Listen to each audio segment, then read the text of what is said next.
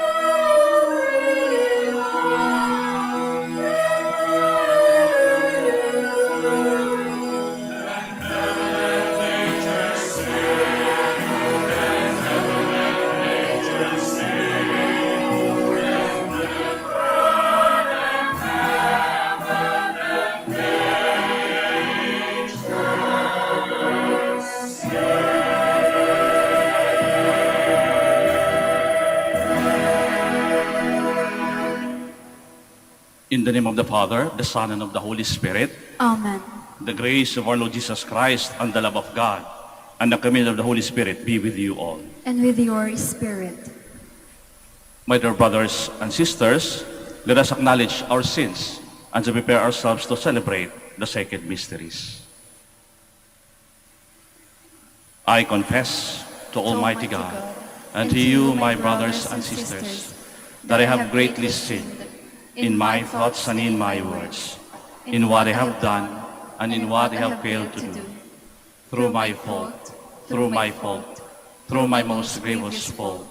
Therefore I ask of Blessed Mary, ever Virgin, all the angels and saints, and you, my brothers and sisters, to pray for me to the Lord our God.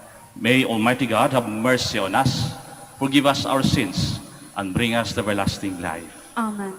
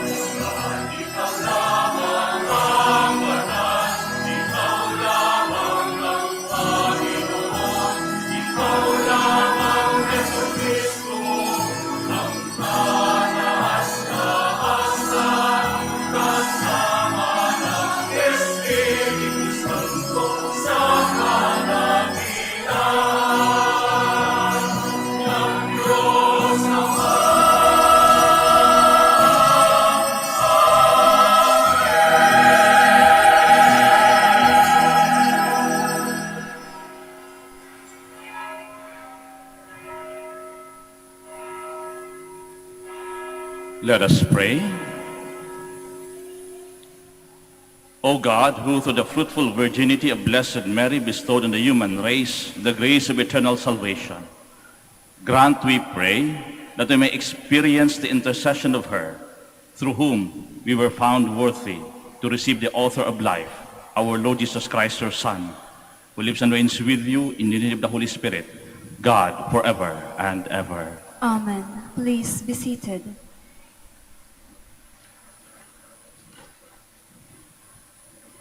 This beautiful prayer was used in the past when the priest blessed the people. On New Year's Day, we invoke God's name upon ourselves for the year ahead.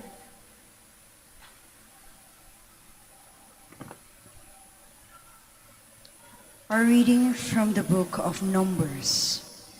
The Lord said to Moses, "Speak to Aaron and his sons and tell them, this is how you shall bless the Israelites. Say to them, the Lord bless you and keep you. The Lord let his face shine upon you and be gracious to you. The Lord look upon you kindly and give you peace. So shall they invoke my name upon the Israelites, and I will bless them." The word of the Lord. Thanks be to God.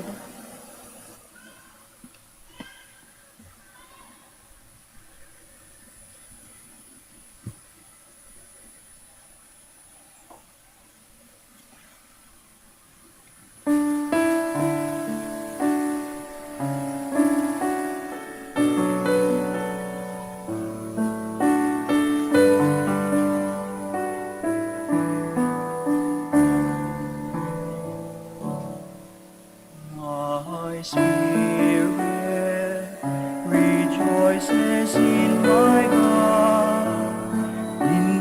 God, my Savior I rejoice. My spirit rejoices in my God, my Savior I rejoice. My soul proclaims the greatness of the Lord.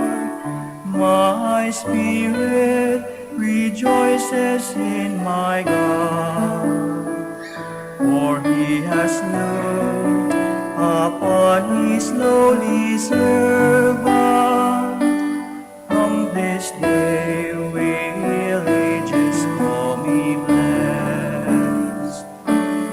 My spirit rejoices in my God, my Savior I rejoice. The Almighty has done great things for me, and holy is his name.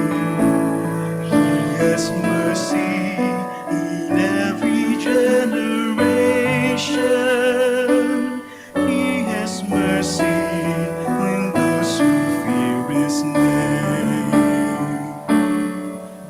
My spirit rejoices in my God, my Savior I rejoice. He has filled the hungry with good things, and the rich he sent away in nothing. He has come to help his servant Israel, remembering the promise of his mercy. My spirit rejoices in my God,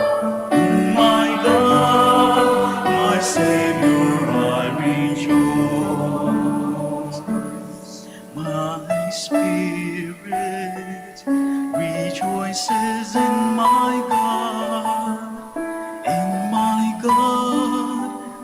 sinner I rejoice.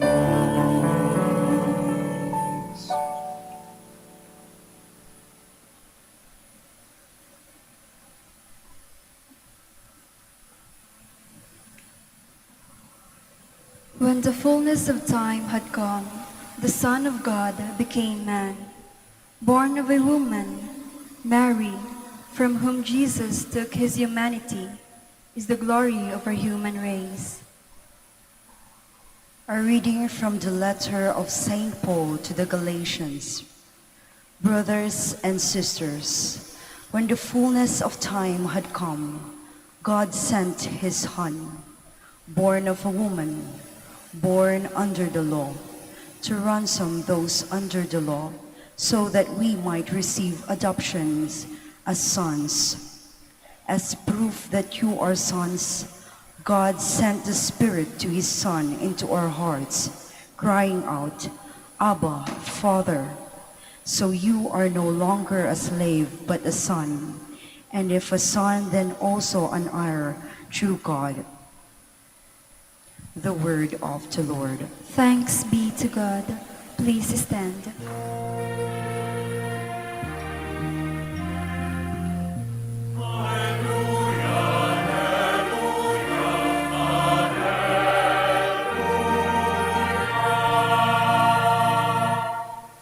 In the past, God spoke to our ancestors through the prophets. In these last days, he has spoken to us through the Son.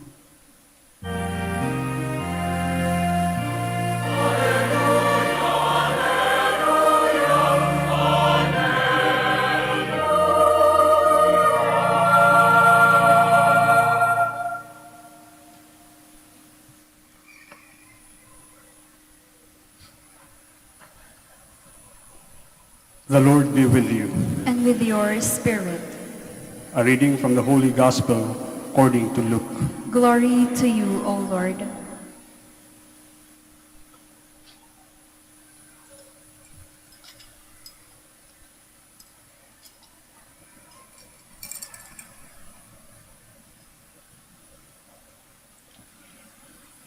The shepherds went in haste to Bethlehem and found Mary and Joseph and the infant lying in the manger. When they saw this, they made known the message that had been told them about this child. All who heard it were amazed by what had been told them by the shepherds. And Mary kept all these things, reflecting on them in her heart. Then the shepherd returned, glorifying and praising God for all they had heard and seen, just as it had been told to them. When 8 days were completed for his circumcision, he was named Jesus, the name given him by the angel before he was conceived in the womb. The Gospel of the Lord. Praise to you, Lord Jesus Christ. Please be seated.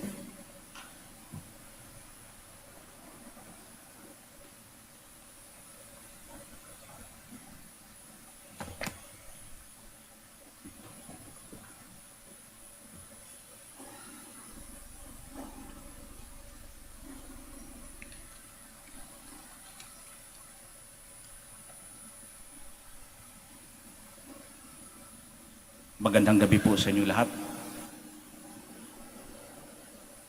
Good morning. Para bukas yun. Pakibati naman po na inyong katabi ng Happy New Year. Ano ba? Magsisimula ang taon, wala kayong energy. Ganyan na ba tayo the whole year? Di ba sabi nga natin, marami tayong mga mapamahiin. Pero bago tayo pupunta doon, puntahan muna natin yung tinatawag natin ang nakaraan. Marahil nasambit natin sa ating mga sarili, sana walang all. Sana sayang, pero salamat pa rin. Sana ganito ang nangyari, sayang ang opportunities. Pero Lord, whatever happened, salamat pa rin. Buhay pa rin tayo at nandirito pa rin tayong lahat.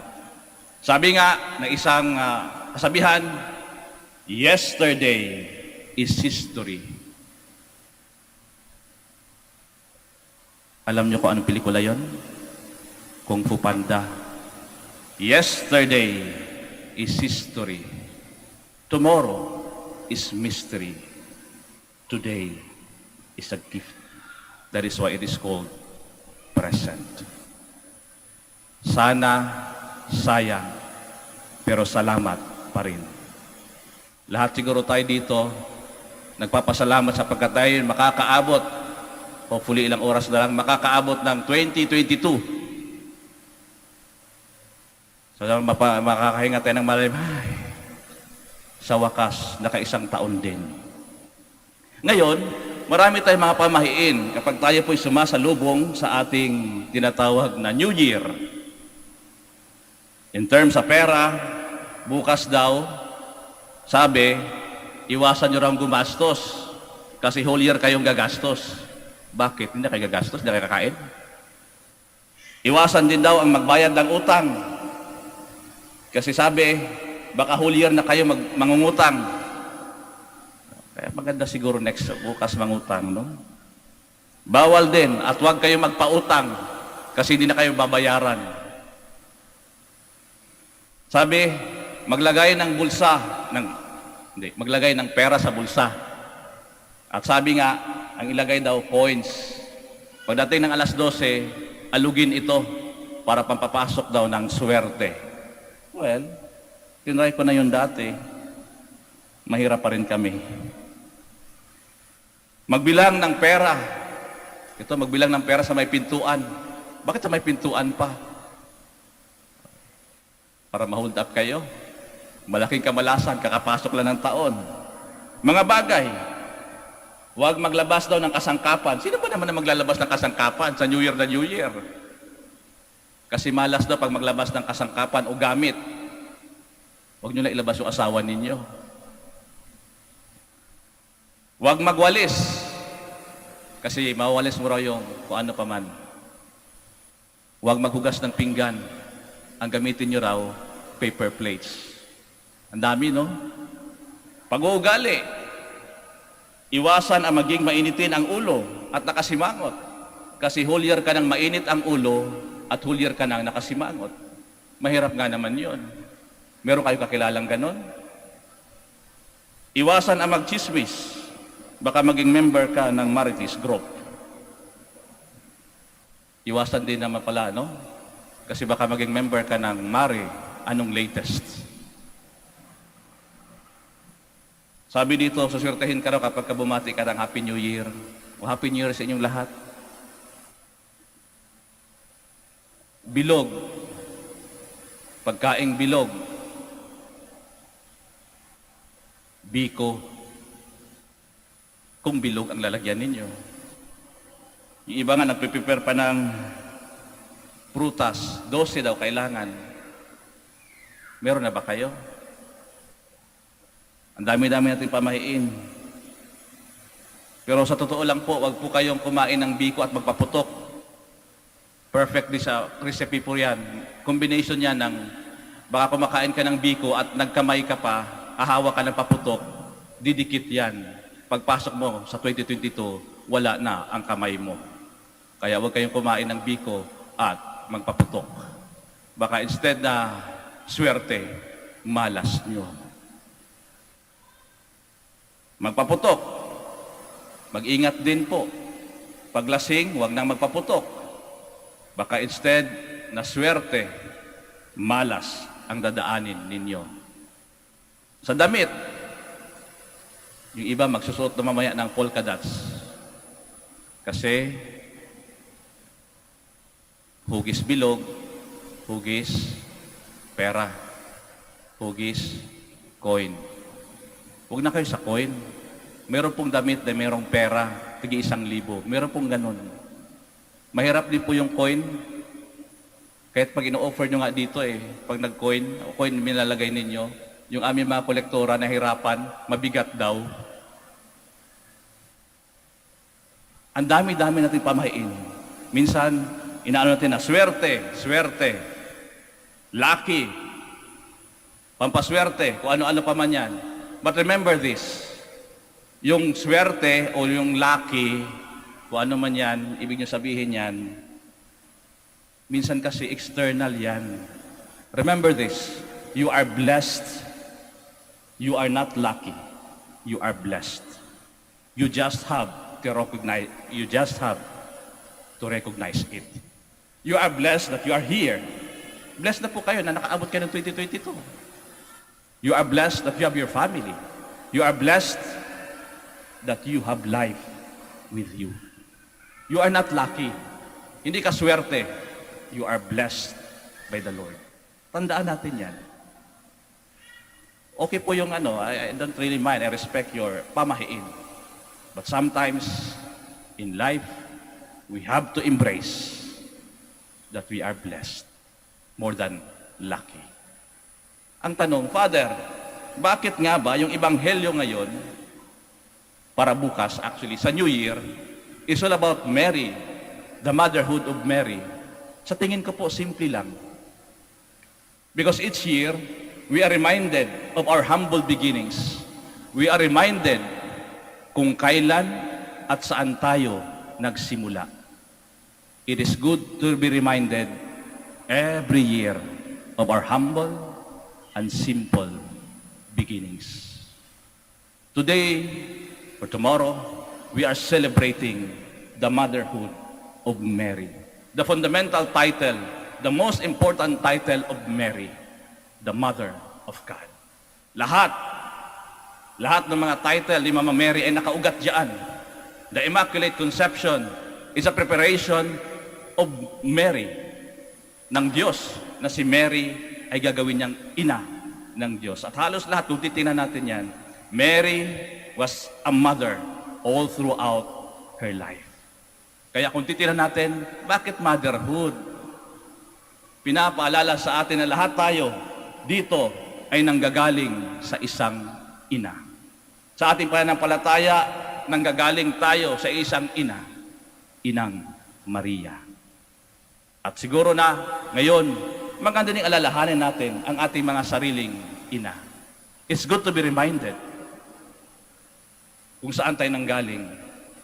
Na kahit gaano pa man kalayo ang ating narating sa buhay, we will still go back to our very own family. That is why Mary is our model of starting a year. Mary is our model of starting a year. Bakit po? Tomorrow is a mystery, full of our uncertainties. Nung tinanggap ni Mary ang buhay ng pagiging ina ng Diyos, it was full of uncertainties. It was a mystery. But she embraced the motherhood. Nakakatakot po ito, but she embraced it with courage and with hope and with faith. Bakit? Ganoon naman dapat harapin ang bagong taon. We may not know it. We may not know it. But if we have the courage, we have the hope, and we have the faith, then we can face our future, our tomorrow, with excitement. Exciting. Ganun ang buhay. Exciting. Kasi kapag alam mo na ang mangyayari bukas, parang, sabi nga, uncertainties of life make our life exciting and meaningful. Pansinin nyo, kapag nanonood kayo ng live sa replay, halimbawa, pag nanonood kayo ng NBA, kung may mahilig sa NBA, di ba halimbawa, naglaro yung Lakers sa Golden State, pag sa live, kakakabakan ka. Ako, pag lamang yung Lakers ng isa, tapos hawa ka ni Stephen Curry. Si Stephen Curry, kahit saan tumitira yun. Kakabahan sila. Pag bitaw ng bola, kakabahan ka. It's live. Hindi na shoot. Panalo ang Lakers. Mapapaganon ka. Panoorin mo ng replay. At alam mo na kung anong result. Meron bang nanalo yung Golden, halimbawa lang, nanalo yung replay? Hindi. That is why what makes life exciting and meaningful, it's the uncertainties of life. Di natin alam. But we have that courage. We have that faith. We have that hope of Mary that God will give us the necessary graces to survive and to be a mother and perhaps a sister to each one of us. In the gospel that we have read, nilagay dito, Mary pondered these things in her heart. Wala pa kasing camera noon eh. Wala pang camera noon, wala pang videos. Anong nangyari kay Mary kapag meron siyang mga bagay na hindi niya maintindihan? Mary pondered all these things in her heart. Sa panahon natin ngayon, we have pictures, we have videos. Ano po ito?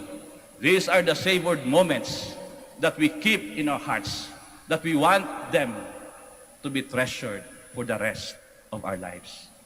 Kaya kapag kayo mga taong, sa totoo lang, yung mga taong tunay na nagmamahal, they capture every moment of your life. May mga nanay dito, may mga tatay dito. Di ba, lahat ng moments ng anak ninyo, kinukunan ninyo, monthly, merong handa, birthday, binyag, lahat. Unang nasugatan, lahat. Documented. Why?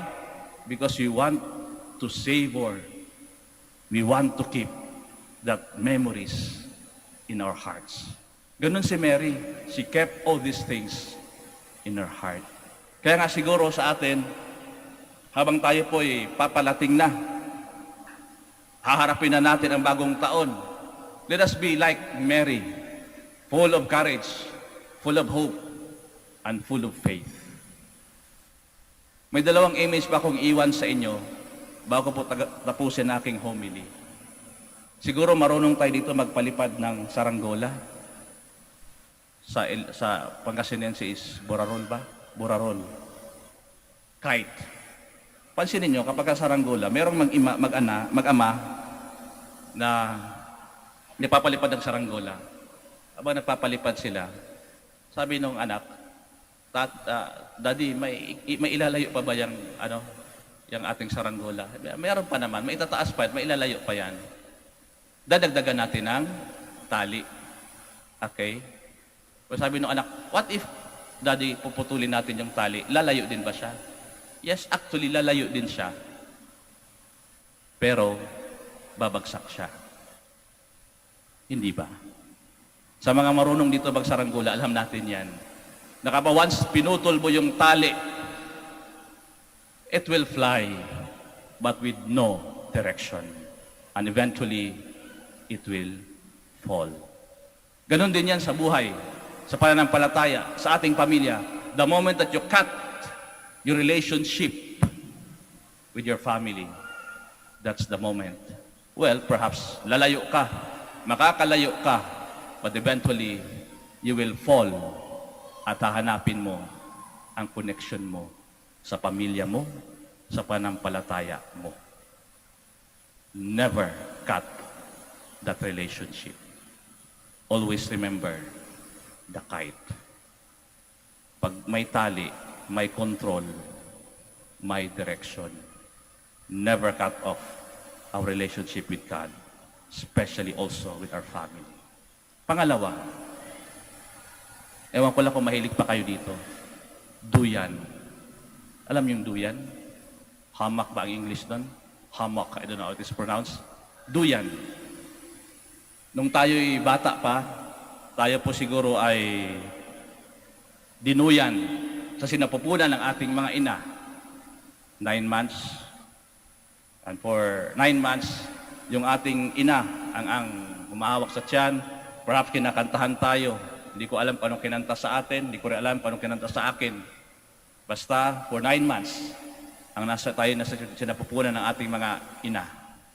At habang tayo po'y lumalaki, ang nagiging duyan ng ating buhay ay yung mga braso ni nanay at ni tatay, particularly ni nanay. Di ba? Ginaganyan ka. Hanggang eventually, ako'y lumaki sa duyan.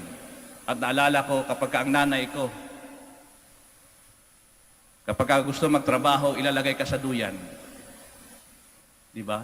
Bawa, ito isang example sa akin. Kapag ang nanay ko naglalaba, wala man kaming katulong. So itatali, kumot, itatali doon sa may kusina. Tapos may tali. Kasi habang naglalaba, lalagay doon.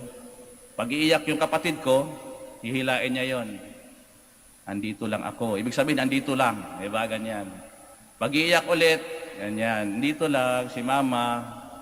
Tapos hanggang, dito lang si mama. Pag iyak ng iyak, bibirahan mo gano'n din ng mother ko, hilo yung kapatid ko, tulog.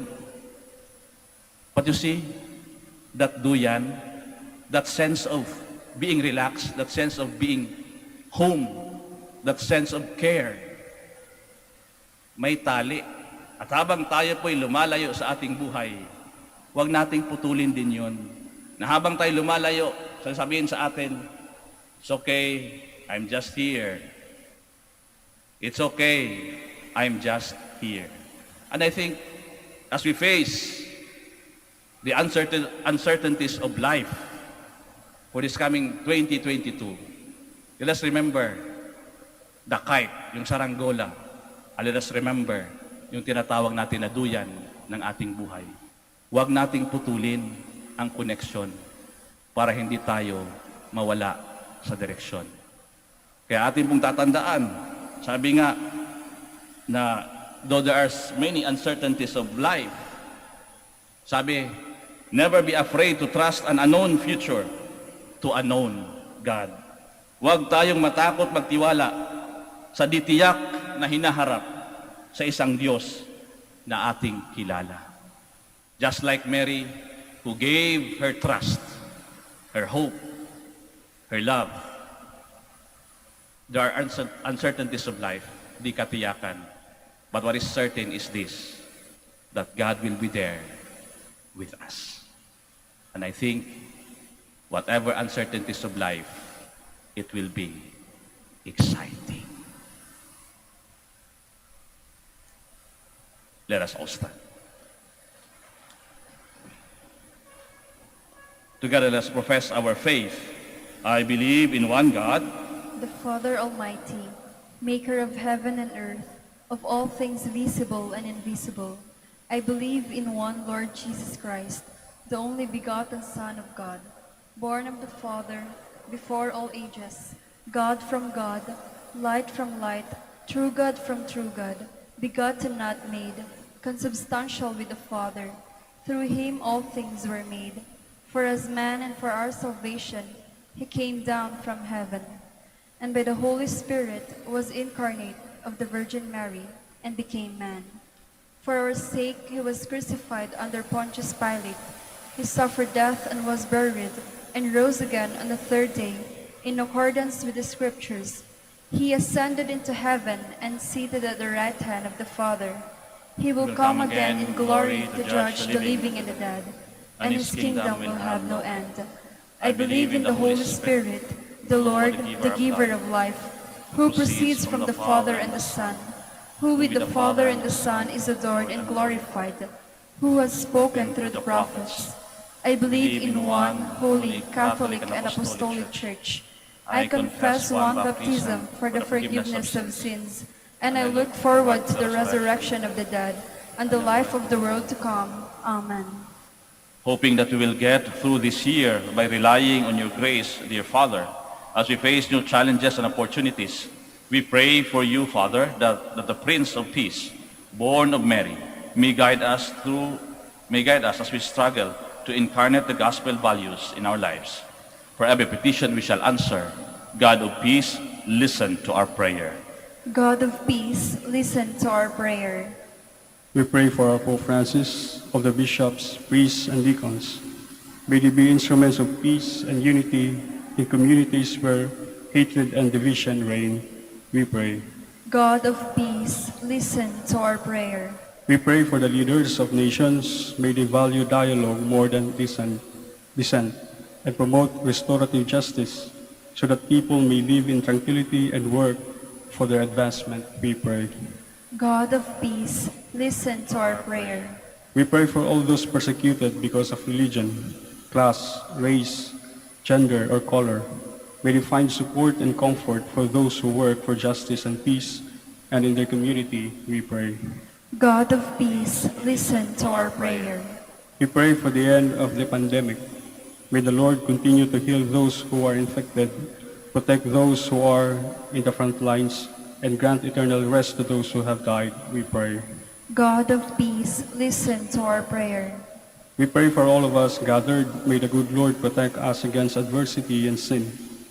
May we be instruments of God's peace throughout this year, we pray.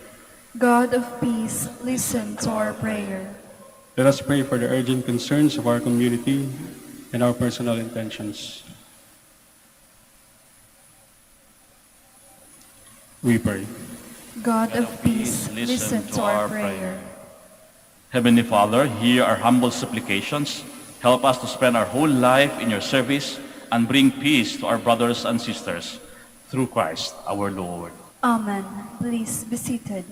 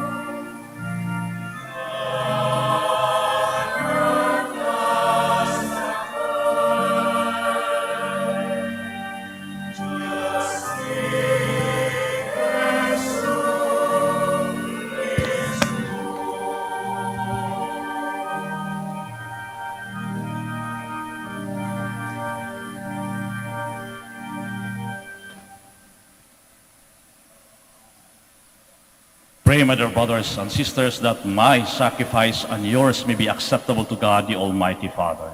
May the Lord accept the sacrifice at your hands for the praise and glory of his name, for our good and the good of all his holy church. O God, who in your kindness began all good things and bring them to fulfillment, grant to us who find joy in the solemnity of the Holy Mother of God, that just as we glory in the beginning of your grace, so one day we may rejoice in its completion. Jesus Christ, our Lord. Amen. The Lord be with you. And with your spirit. Lift up your hearts. We lift them up to the Lord. Let us give thanks to the Lord our God. It is right and just. It is truly right and just, our duty and our salvation, always and everywhere to give you thanks, Lord, Holy Father, Almighty and eternal God, and to praise, bless, and glorify your name on the solemnity of the motherhood of the Blessed Ever Virgin Mary. For by the overshadowing of the Holy Spirit, she conceived your only begotten Son, and without losing the glory of virginity, brought forth into the world the eternal light, Jesus Christ our Lord. Through him the angels praise your majesty, dominions adore, and the powers tremble before you. Heaven and the virtues of heaven and the blessed seraphim worship together with exaltation. May our voices, we pray, join with theirs in humble praise as we acclaim.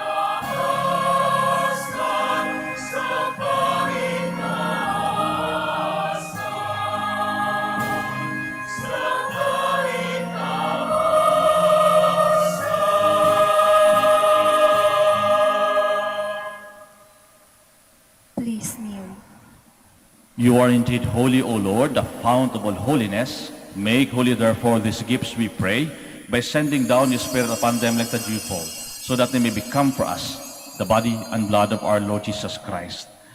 At the time he was betrayed and entered willingly into his passion, he took bread and giving thanks, broke it, and gave it to his disciples, saying, Take this, all of you, and eat of it, for this is my body, which will be given up for you.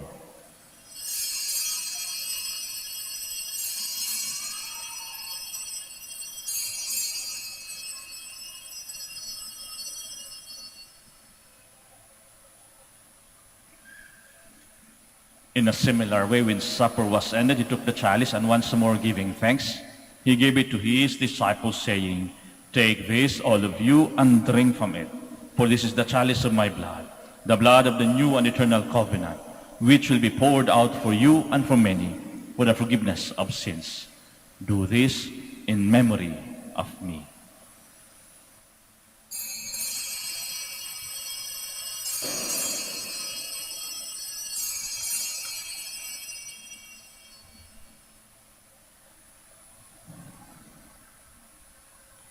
Let us proclaim the mystery of our faith.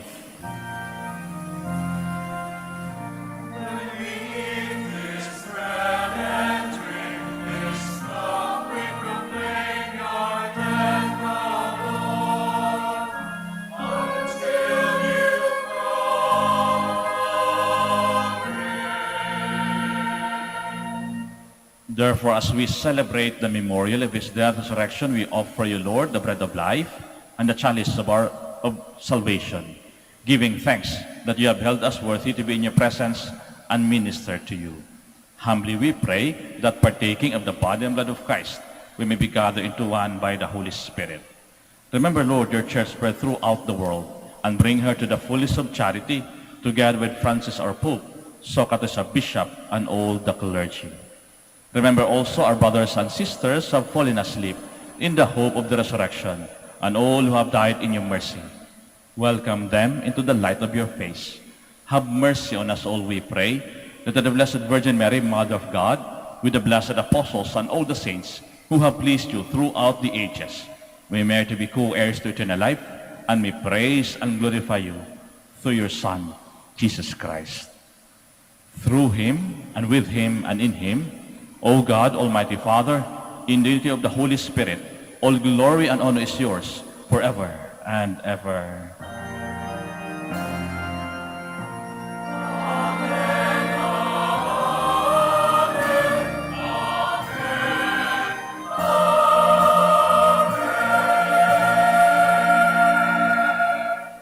Please stand. At the Savior's command and formed by divine teaching, we dare to say,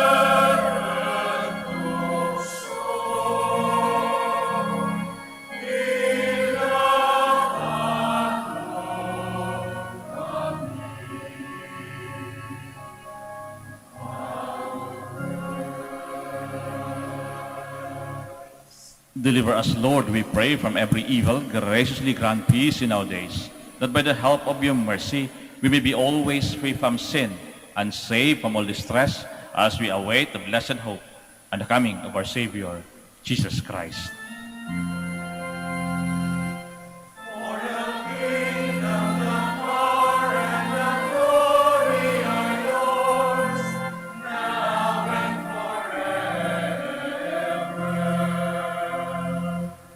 Lord Jesus Christ, who said to the apostles, "Peace I leave you, my peace I give you," look not on our sins, but on the faith of your church, and graciously grant her peace and unity in accordance with your will, who live and reign forever and ever. Amen. The peace of the Lord be with you always. And with your spirit. Now let us offer each other the sign of peace. Peace be with you.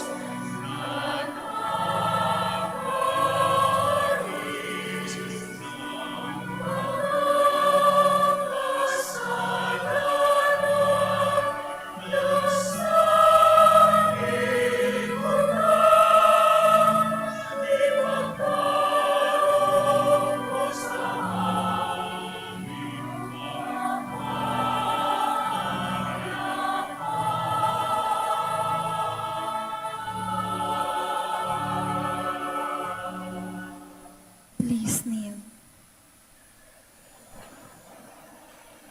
My dear brothers and sisters, behold the Lamb of God, behold him who takes away the sins of the world. Blessed are those called to the supper of the Lamb. Lord, I am not worthy that you should enter under my roof, but only say the word, and my soul shall be healed.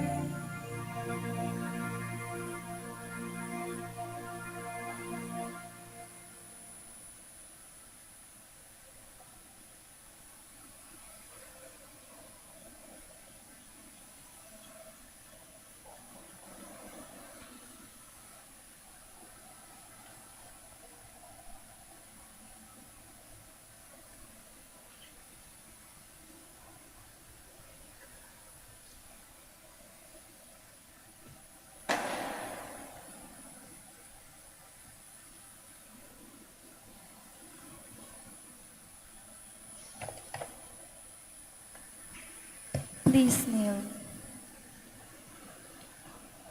Prayer for the elections. Let us pray that the forthcoming elections may truly reflect the will of the Lord who guides the destinies of nations. Let us pray together. Deliver us, Lord, Deliver us, Lord. from coercion, violence, and terrorism, Deliver us, Lord.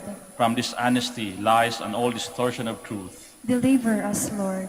from bribery, graft, and all conspiracy of fraud, Deliver us, Lord. from threats, intimidation, and perverse language. Deliver us, Lord. Let us pray together. Hear us, Lord. Hear us, Lord. That the conscience may always be our ultimate norm. Hear us, Lord. That the common good may always be our highest goal. Hear us, Lord. That human dignity may be respected at all times. Hear us, Lord. That the poor and the weak may always have the priority. Hear us, Lord. The genuine fear of God and love of neighbors may guide those who seek public office. Hear us, Lord. Let us pray. Shepherd of souls and Savior of nations, politics is your gift to us, a call to serve others. May our political engagement for voters and candidates bring glory to your loving name and help us grow in holiness forever and ever. Amen. Please stand. Let us pray. We have received this heavenly sacrament with joy, O Lord. Grant, we pray, that it may lead us to eternal life.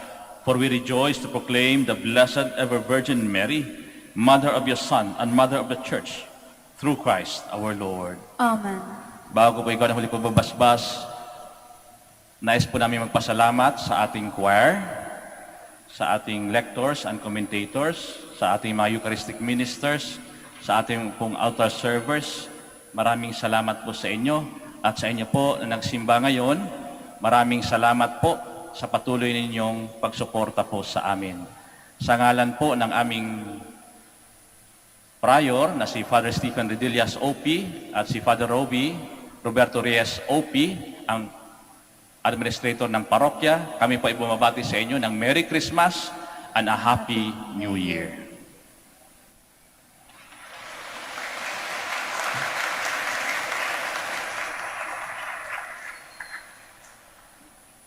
May nakalimutan ko pala, mga ushers din pala, saka mga kolektoras. The Lord be with you. And with your spirit. Bow your heads and pray for God's blessing. May God, the source and origin of all blessing, grant you grace, pour out His blessing in abundance, and keep you safe from harm throughout the year. Amen. May He give you integrity in the faith, endurance in hope, and perseverance in charity with holy patience to the end. Amen. May He order your days and your deeds in His peace, and grant your prayers in this and every place, and lead you happily to eternal life. Amen. And may the blessing of Almighty God, the Father, the Son, and the Holy Spirit come down on you and remain with you forever. Amen. The Mass is ended. We go in peace. Thanks be to God.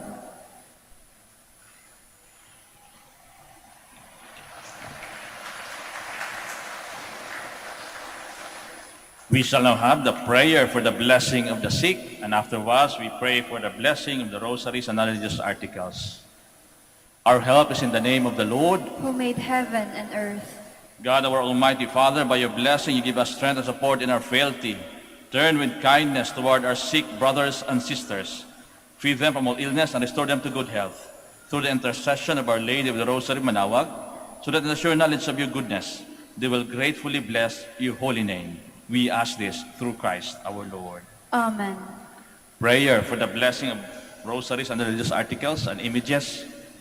In memory of the mysteries of the life, death, and resurrection of our Lord Jesus Christ, and to the honor and glory of the Blessed Virgin Mary, Mother of Christ, Mother of the Church, Our Lady of the Rosary, Manaoag, may these rosaries, images, candles, oil, and religious articles be blessed and made holy in the name of the Father, and of the Son, and of the Holy Spirit. Amen.